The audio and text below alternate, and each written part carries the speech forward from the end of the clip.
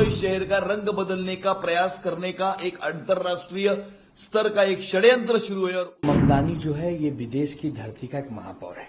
हमारे देश में पहली बात दखल देने का उसको कोई नैतिक अधिकार नहीं है। ममदानी को मैं कहना चाहूंगा कि आप न्यूयॉर्क के मेयर बने, न्यूयॉर्क संभालो, हमारे मामले में इंटरफेयर मत करो। जोराम ममदानी ने उमर खालिद, जिसने भारत तेरे टुकड़े होंगे इंशाअल्लाह इंशाअल्लाह इस प्रकार की घोषणाएं दी थी, उसके प्रति सहानुभूति जो है वो व्यक्त की है।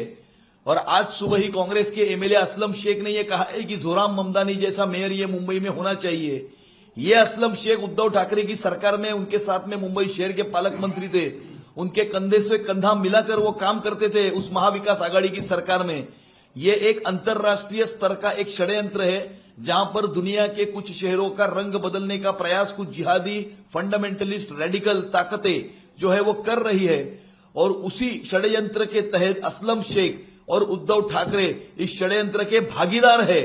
और इसीलिए वो जोराम ममदानी जैसा महापौर मुंबई में होना चाहिए, इस प्रकार का वक्तव्य जो है वो असलम शेख ने किया है। और उद्धव ठाकरे ने भी पाकिस्तान जिंदाबाद की नारे देने वाले रशीद मामू को अपनी पार्टी में प्रवेश दिया, मॉलेस्टेशन का आरोप वाले चंगेज मुल्तानी को अपनी पार्टी में प्रवेश दिया।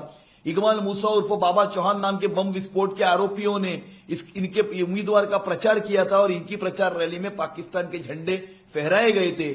इसी का यह मतलब होता है कि मुंबई शहर का रंग बदलने का प्रयास करने का एक अंतर्राष्ट्रीय स्तर का एक षड्यंत्र शुरू है और उद्धव मामू इस षड्यंत्र के भागीदार है।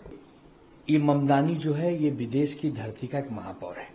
हमारे देश में पहली बात दखल देने का उसको कोई नैतिक अधिकार नहीं है।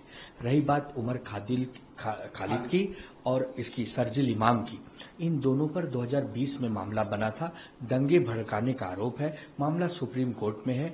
कल जब याचिका आई कि इसकी जमानत हो कि न हो, तो सुप्रीम कोर्ट ने जमानत याचिका यह कहकर खारिज कर दी कि प्राथमिक दृष्टि में दिख रहा है कि इनका बड़ा रोल है, ये संदिग्ध हैं, अभी हम इनको बाहर छोड़ेंगे तो साथ सबूतों से छेड़छाड़ कर सकते हैं, उस बिना पे इनको रखा है। इस देश में अगर आपको रहना है, इस देश से आपको आगे बढ़ना है तो आपको देश को प्यार करना होगा। इस देश में टुकड़े टुकड़े करना, देश विरोधी नारे लगाना, असम को भारत का हिस्सा नहीं होने देंगे ये कहना, ये सारी चीजों को कोर्ट ने संज्ञान में लिया है। और जिस प्रकार कर जमानत याचिका खारिज हुई है तो वामपंथी के कुछ स्टूडेंट ने जो नारे देश के विरोध लगाए हैं उसका भी हम निषेध करते हैं। यह देश भगत सिंह, राजगुरु, सुखदेव, असफुल्ला खां और चंद्रशेखर आजाद का देश है। यह देश बड़ा खूबसूरत है, बड़ा प्यारा गुलदस्ता है। यहाँ पर भारत माता की जय तो हो सकती है लेकिन तेरे टुकड़े होंगे हजार बर्दाश्त नहीं होगा। तो ये खालिद उमर और ये जो शर्जिल इमाम है इनके विषय को कोर्ट तय करेगी। इसमें किसी भी नेता को बयानबाजी से बचना चाहिए। जो मामला देश और जुडिशरी का है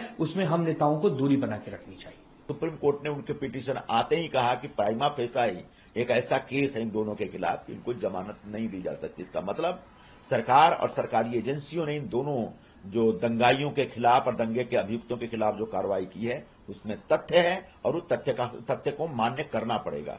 रह गई बात उन दोनों के संदर्भ में जो पूरी दुनिया से जो अलग अलग जो लेफ्टिस्टों का जो स्टेटमेंट आता है, जिसमें अभी एक ममदानी जी बने हैं, न्यूयॉर्क के मेयर बने हैं, और उन्होंने जिस तरीके से अपना नोट भेजा है उमर खालिद के पक्ष में वो सरासर गलत है। ममदानी को मैं कहना चाहूंगा कि आप न्यूयॉर्क के मेयर बने, न्यूयॉर्क संभालो, हमारे मामले में इंटरफेयर मत करो। अगर इंटरफेयर करना है तो पहले विषय की जानकारी ले लो। जो व्यक्ति दंगे का अभियुक्त है उसके साथ खड़ा होना मतलब आप जिहादी हैं और दंगाई प्रवृत्ति रखते हैं।